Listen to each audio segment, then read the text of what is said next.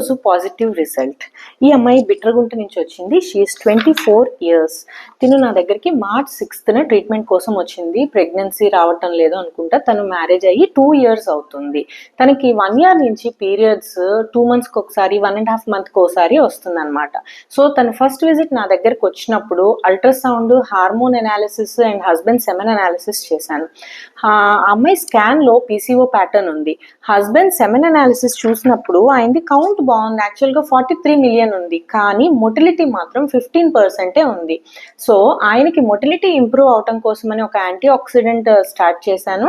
అలానే ఆ అమ్మాయికి ఎగ్ రిలీజ్ అవడానికి టాబ్లెట్ ఇచ్చి ఫాలిక్యులర్ స్టడీ చేశాను. ఫాలిక్యులర్ స్టడీ చేసినప్పుడు ఆ అమ్మాయికి 12th డేకి 22 mm ఫాలిక్యుల్ వచ్చింది.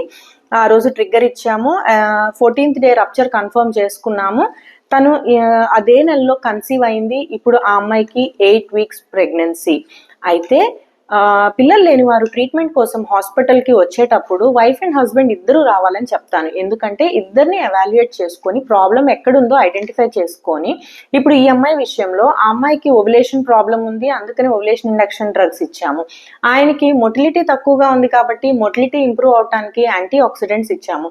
సో ఇద్దరిని సైమల్టేనియస్గా ట్రీట్ చేశాం కాబట్టి 1 monthలోనే ఆ అమ్మాయి ప్రెగ్నెన్సీ పాజిటివ్ వచ్చింది. Thank you.